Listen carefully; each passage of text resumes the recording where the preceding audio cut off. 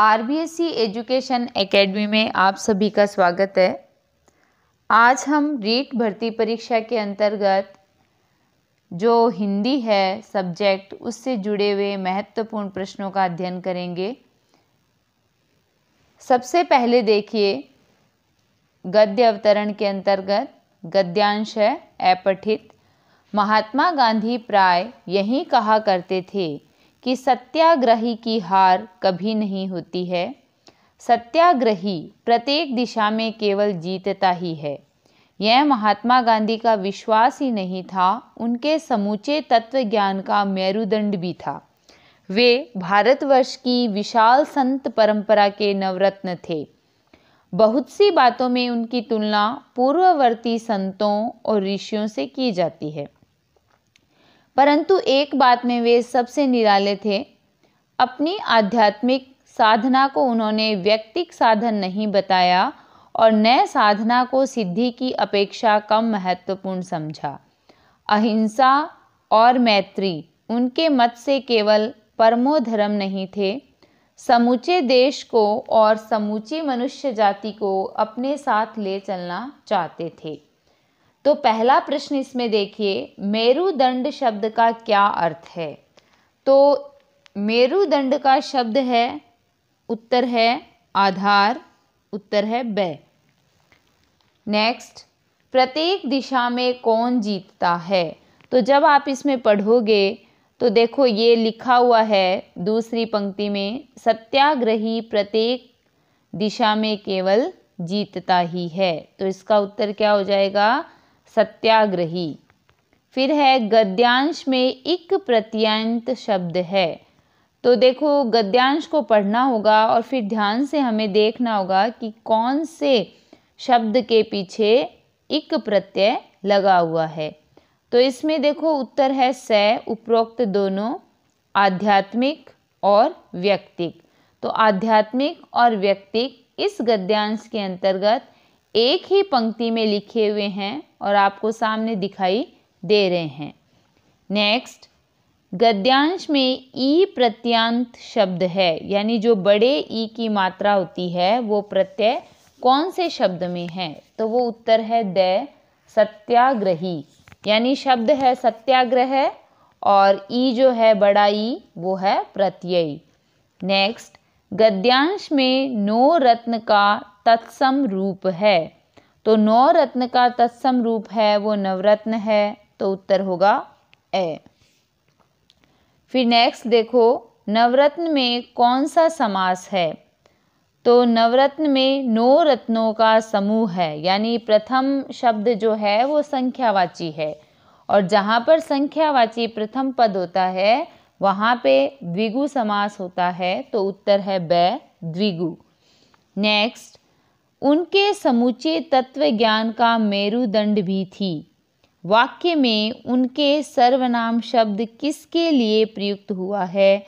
तो एकदम साफ साफ दिखाई दे रहा है कि ये महात्मा गांधी के लिए प्रयुक्त हुआ है, तो इसका उत्तर है बै। नेक्स्ट, सत्याग्रही प्रत्येक दिशा में केवल जीतता है। वाक्य में संज्ञा शब्द है, तो वाक्य में संज्ञा शब्द है सत्याग्रही, उत्तर है ए। नेक्स्ट, गद्यांश में हिंसा का विलोम है। तो आपको पता है हिंसा का विलोम अहिंसा है और ये गद्यांश में है, उत्तर है से। परमो धर्म में विशेषण है। तो धर्म जो है उसका विशेषण क्या है? परम दिया हुआ है। तो इसमें पूछा क्या है, विशेषण क्या है? तो उत्तर क्या हो जाएगा? परम। ए जो है वो इसका उत्तर है। नेक्स्ट, निम्न में से महात्मा का विग्रह है।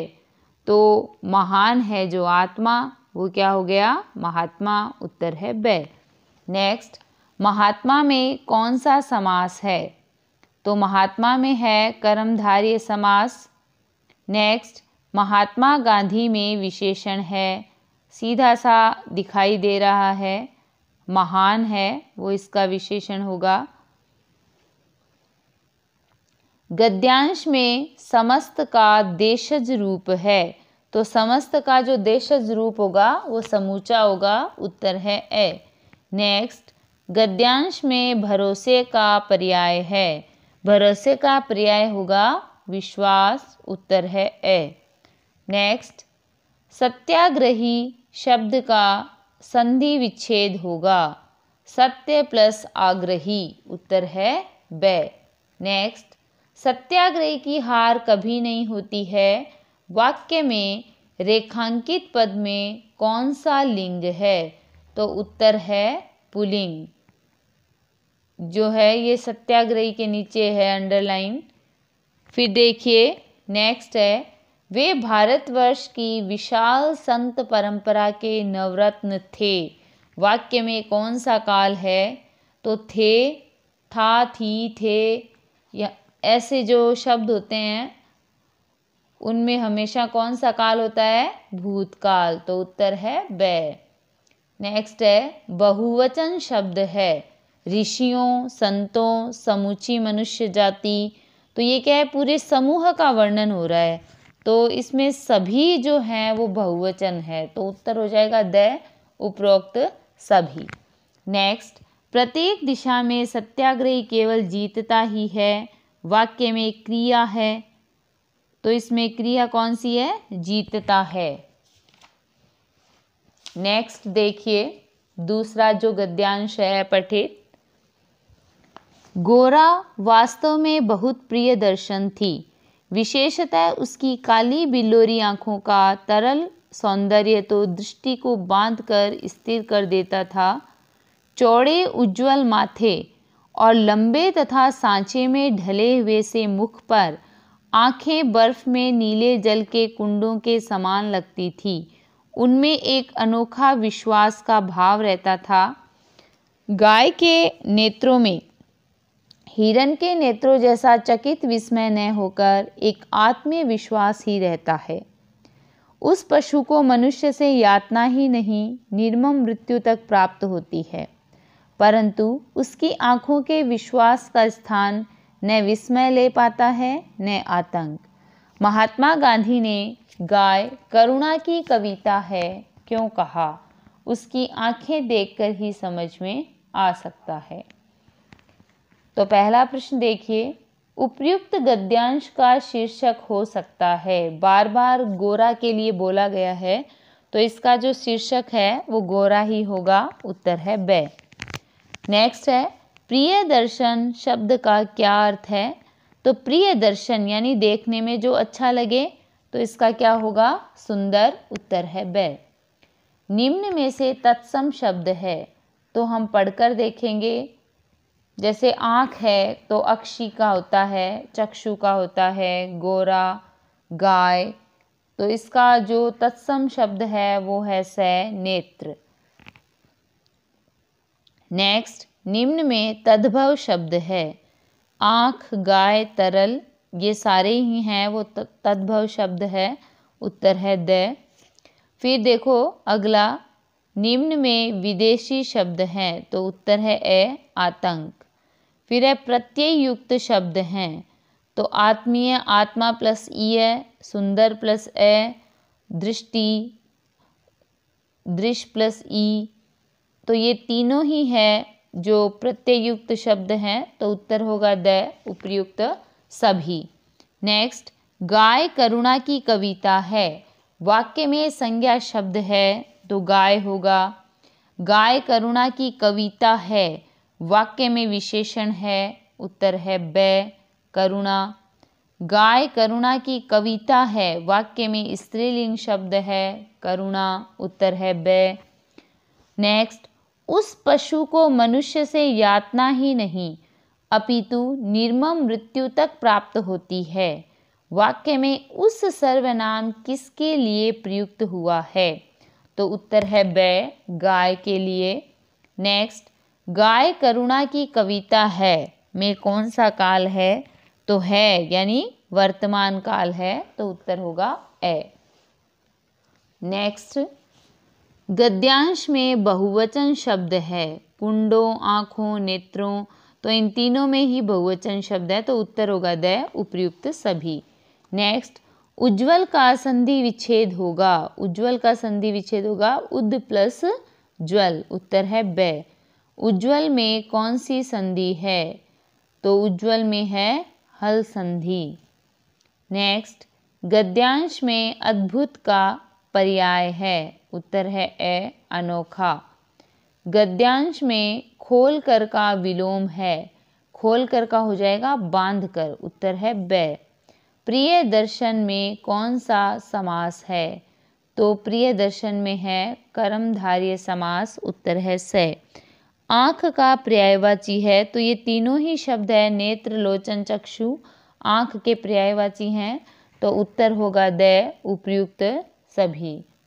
फिर है गाय के लिए प्रयुक्त विशेषण है इस अपठित गद्यांश के अंतर्गत।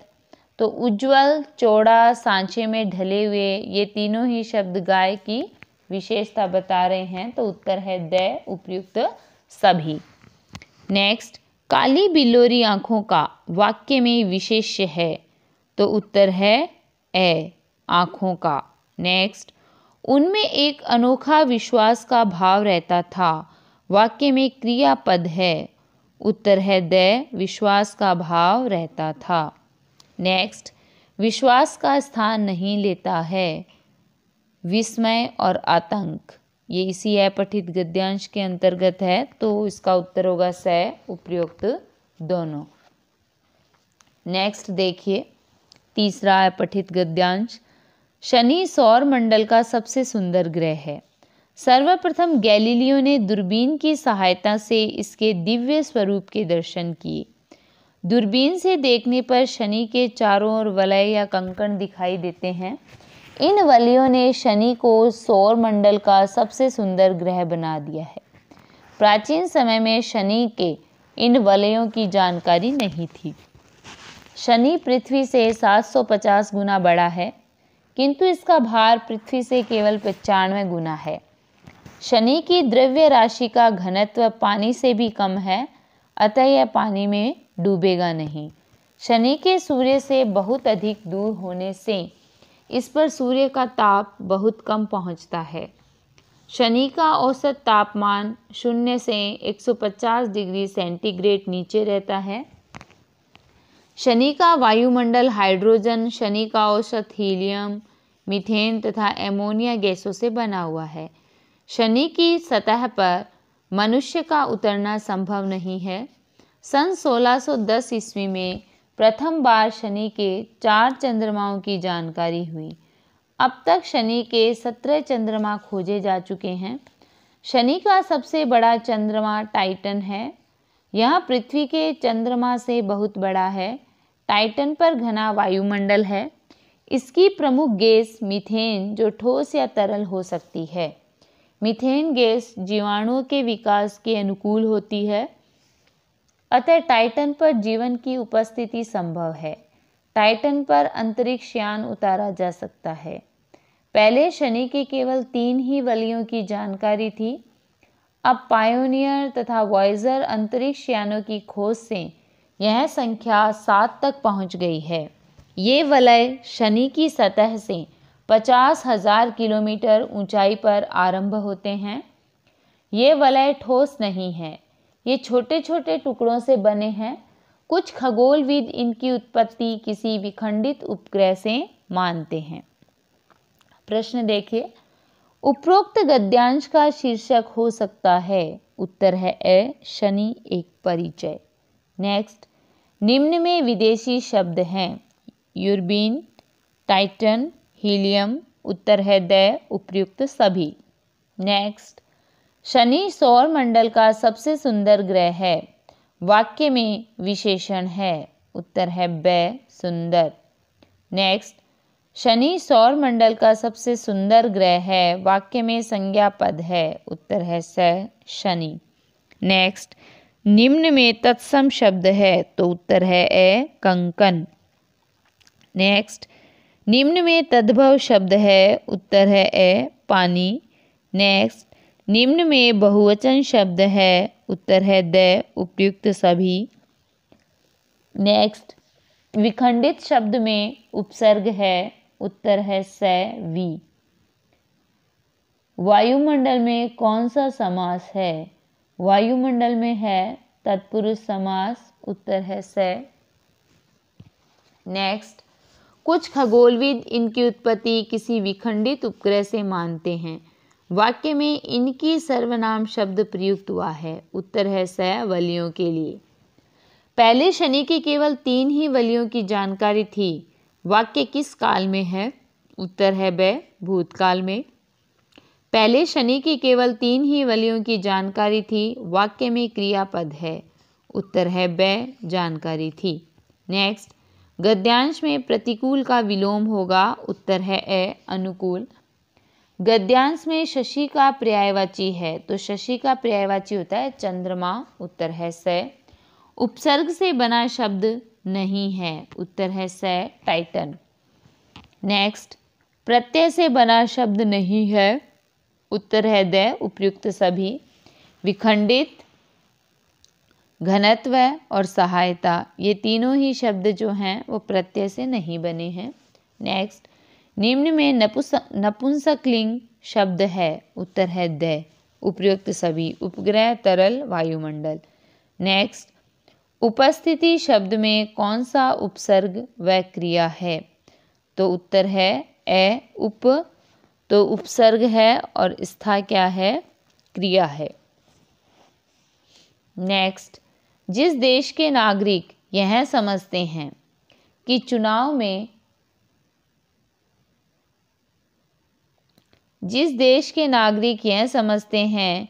चुनाव में किसे अपना मत देना चाहिए और किसे नहीं, वह देश उच्च है।